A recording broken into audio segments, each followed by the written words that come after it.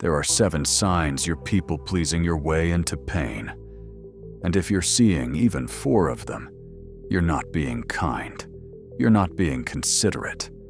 You're destroying yourself to manage other people's emotions. And here's what nobody tells you about people-pleasing. It's not generosity. It's not empathy. It's not love. It's compiacenza, what Machiavelli documented as the strategic surrendering of your own needs to control how others perceive you. And it never works, because you can't control other people's emotions by sacrificing yourself. You just teach them that your needs don't matter, and eventually they believe it. The harsh reality is, people-pleasers think they're avoiding conflict, but they're actually creating the conditions for the worst kind of pain. Resentment, burnout, complete loss of self. In the next 12 minutes, I'm going to show you the 7 signs, what they look like in real life, and why Machiavelli said compiacenza is the fastest path to being used by everyone and respected by no one. Let's start with sign 1, and this one's the foundation of all the others. Sign number 1. You say yes when you mean no, and you do it automatically, without even thinking. Here's what this looks like in daily life. Someone asks you to do something, help them move, cover their shift, listen to their problems for 2 hours. And internally, you don't want to. You're tired, you're busy, you have your own things to handle. But you say yes, immediately. Of course, happy to help. And the moment you say it, you feel that sinking feeling, resentment building already. But you committed, so now you have to follow through. That's compiacenza in action. Automatic agreement to manage how they perceive you. Machiavelli documented this in political alliances. Leaders who'd agree to demands they couldn't meet just to avoid momentary displeasure. He called it necessita falsa, false necessity. Create an obligation where none actually exists. You're not saying yes because it's necessary. You're saying yes because you can't tolerate the possibility that someone might be disappointed if you say no. The uncomfortable truth is, every time you say yes when you mean no, you're teaching people that your boundaries don't exist, and people treat you exactly how you teach them to treat you. Let's be honest about why this happens. You believe that saying no makes you selfish. That disappointment is dangerous. That being liked requires constant agreement. But Machiavelli would tell you, leaders who can't say no aren't respected. They're exploited. Because everyone knows their yes means nothing. It's just automatic people-pleasing, not genuine commitment. That's sign 1. If you say yes automatically and feel resentment immediately after, you're people-pleasing into pain. Sign number 2. You apologize for things that don't require apology. Specifically, you apologize for having needs, taking up space, or existing in ways that might inconvenience anyone. Here's how this shows up. Sorry, can I ask a question? Sorry, do you have a minute? Sorry for bothering you, but... Sorry, I know you're busy, but I need... You're apologizing for asking, for needing, for existing in a way that requires anything from anyone. That's not politeness. That's perdita di se, what Machiavelli described as loss of self through excessive accommodation. You've internalized the belief that your presence is inherently burdensome. And here's what that creates. People stop taking you seriously because you don't take yourself seriously. You're pre-apologizing for existing. Why would they respect needs you're already apologizing for having? Real talk. I used to do this constantly. Every email started with, "Sorry to bother you." Every request began with apology. I thought it made me considerate. It didn't. It made me invisible. Because I was communicating. My needs are inherently problematic. I'm sorry for having them. And people responded accordingly. They'd ignore requests, delay responses, treat my needs as optional, because I was treating them as optional. Machiavelli observed this in court dynamics. People who apologized for their presence were the first to be dismissed, because they'd already dismissed themselves. Here's the shift. Stop apologizing for existing. Can I ask a question? Doesn't need sorry in front of it. You're allowed to have questions, needs, requests. You're not bothering people by being human. And if someone treats your reasonable needs as burdens, that's data about them, not evidence that you should apologize for existing. That's sign 2. Excessive apologizing for having needs. Sign number 3. You prioritize everyone else's needs, wants, and preferences over your own. Consistently, automatically, to the point where you can't even remember what you actually want. Here's what this pattern looks like. You're deciding where to eat. Someone suggests a place. You don't actually want to go there, but you agree. Sure, sounds good. You're planning your weekend. Someone needs help. Your plans get canceled. No problem, I can help. You're setting your schedule. Everyone else's availability matters. Yours is infinitely flexible. That's not consideration. That's compiacenza, taken to the point of self-erasure. Machiavelli called this potere seduto, ceded power. You've given everyone else authority over your time, energy, and choices, and you've kept none for yourself. And here's what happens.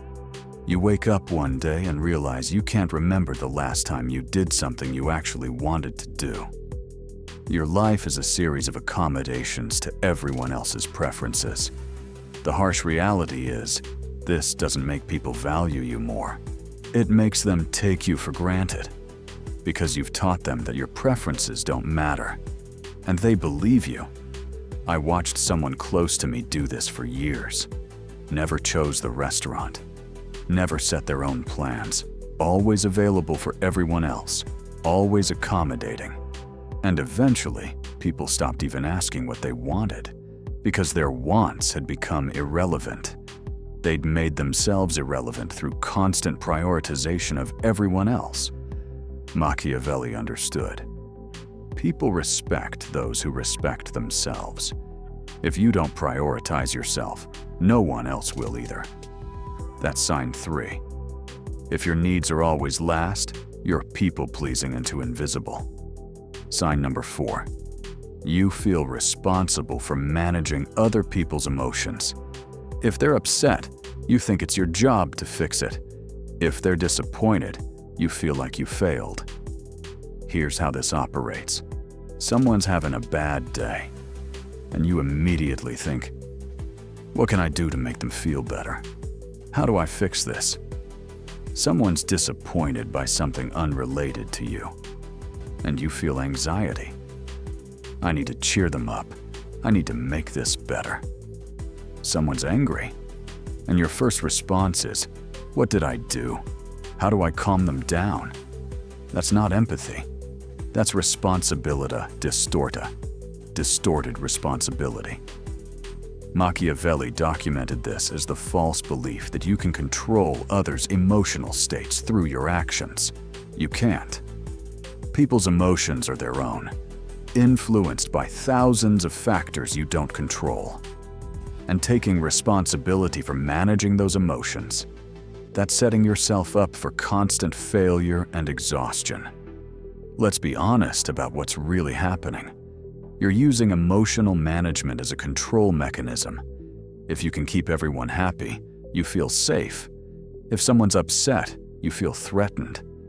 But that's not actually working, because you can't control how people feel. You're just exhausting yourself trying. Real talk. I spent years thinking I was responsible for everyone's emotional state. Someone was upset. Must be something I did. Must fix it. Must make them feel better. It was exhausting. And it didn't work. Because their emotions weren't about me. They were about their own lives, thoughts, patterns. And when I stopped trying to manage everyone's feelings, something interesting happened. Relationships got healthier. Because I wasn't frantically trying to control their emotional state. I was just present. Machiavelli's principle. You're responsible for your actions, not for others' reactions to your actions.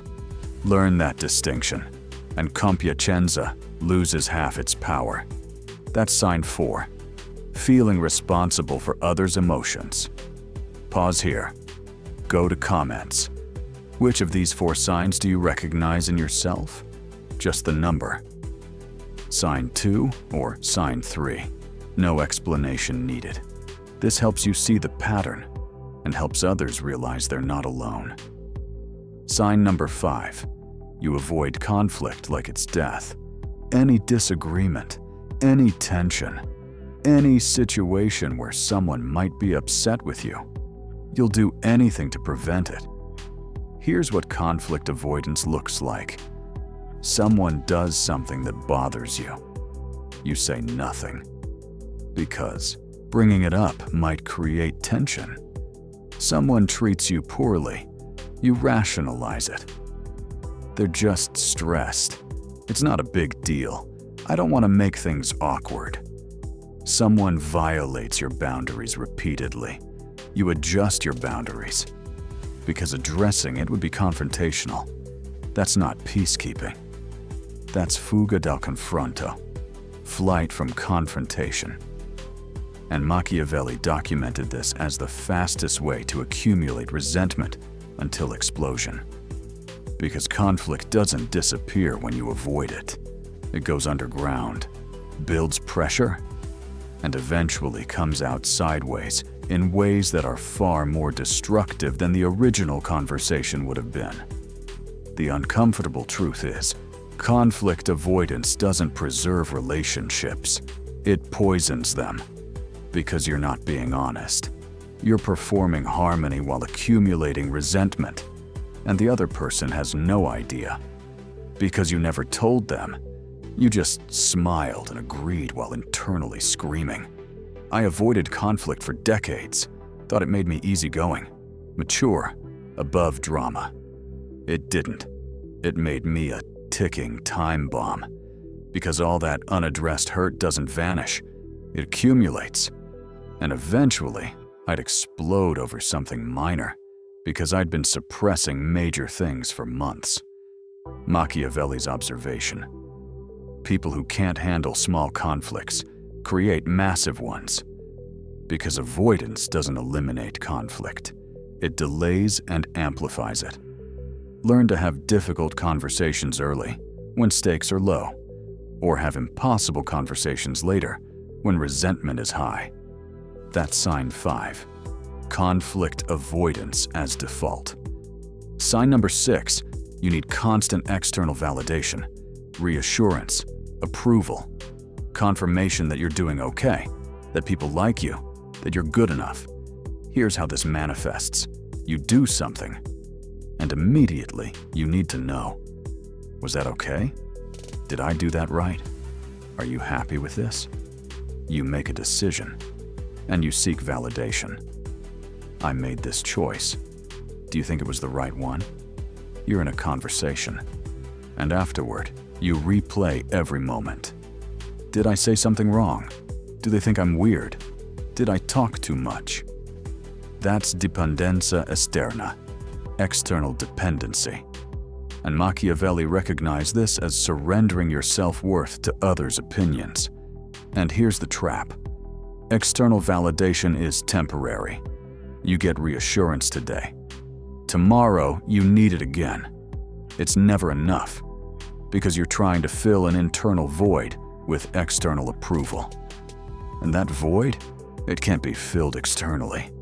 Self-worth comes from internal validation, from trusting your own judgment, from believing you're okay regardless of others' opinions. The harsh reality is, the more you seek external validation, the less people respect you. Because they see you don't respect yourself. You need them to tell you you're okay because you don't believe it yourself. Real talk, I was addicted to external validation. Every action needed approval. Every decision required confirmation. I thought people would like me more if I constantly checked that I was doing things right. They didn't. They found it exhausting because I was making them responsible for my self-worth, and that's not their job. Machiavelli's principle. Leaders who need constant reassurance aren't followed.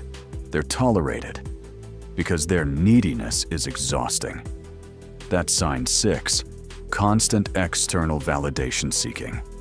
Sign number 7, you resent the people you're supposedly doing all this for. The ones you're people-pleasing. You resent them deeply.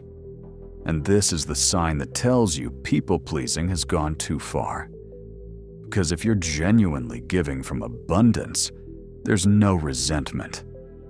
But if you're people-pleasing from depletion, resentment is inevitable. Here's what this looks like. You've said yes to helping someone again. And as you're doing it, you're thinking, why do I always have to do this? Why can't they handle their own stuff? Why am I always the one helping? You've accommodated someone's preferences again, and you're bitter about it. Why do I always have to adjust? Why don't they ever consider what I want? You've managed someone's emotions again, and you're exhausted. Why is it always my job to make everyone feel better? Why can't they handle their own feelings? That resentment?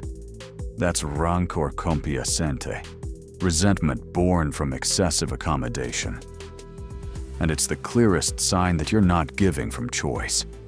You're giving from compiacenza, from need to control how others perceive you. Let's be honest about what this means. If you resent the people you're helping, you're not actually helping them. You're using them to manage your anxiety about being disliked, and they can feel it. The resentment seeps through. Your help comes with subtle hostility. Your kindness has strings attached. Machiavelli observed this in court dynamics constantly. People who gave excessively from compiacenza always became bitter because they weren't giving freely. They were trading favors for approval, and the approval was never enough. Real talk. The moment you notice resentment toward people you're constantly accommodating, that's the moment to stop. Because that resentment is data. It's telling you you're giving more than you actually have. You're depleting yourself. This needs to stop. That's sign 7. Resentment toward the people you're pleasing. So those are the 7 signs you're people-pleasing your way into pain. You say yes when you mean no. You apologize for existing. You prioritize everyone except yourself. You feel responsible for others' emotions. You avoid conflict at all costs. You need external validation constantly. And you resent the people you're trying to please. And here's what all 7 signs have in common. They're not generosity. They're not kindness. They're compiacenza, the strategic surrendering of yourself to control how others perceive you. And Machiavelli's observation 500 years ago is still true. It doesn't work. You can't make people respect you by erasing yourself. You just teach them you're erasable. The uncomfortable truth is, people-pleasing creates the exact outcome you're trying to avoid. You think it makes people like you. It makes them take you for granted. You think it prevents conflict. It creates massive resentment. You think it keeps you safe. It makes you invisible. So here's what you do with this, starting today. Pick one sign, just one, the one that hit hardest, and commit to doing the opposite once this week. If you say yes automatically, practice saying, "Let me think about that and get back to you," just once, this week. If you apologize for existing, remove one unnecessary sorry. Ask a question without prefacing it with apology. If you avoid conflict, address one small thing that's bothering you before it becomes big. If you need external validation, make one decision without seeking approval. Trust yourself. If you resent someone you're helping, say no to the next request from them without guilt, without explanation. One sign, one opposite action this week. And watch what happens. The world doesn't end. People don't abandon you. In fact, something shifts. You take up slightly more space. You matter slightly more. You exist more fully. That's the path out of compiacenza. Not through massive transformation, through small acts of self-respect. Machiavelli understood. Perdita di sé, loss of self through people-pleasing, happens gradually. So does getting yourself back. One boundary at a time. One honest no at a time. One moment of prioritizing yourself at a time. You're allowed to have needs. Set boundaries. Say no. Prioritize yourself. Exist without apology. And when you do, when you stop people-pleasing your way into pain, something remarkable happens. The people who were using you leave. And the people who actually value you stay. And that's not loss. That's clarity. That's getting your life back. Apply one opposite action this week and see the difference between compiacenza and actual self-respect. It changes everything.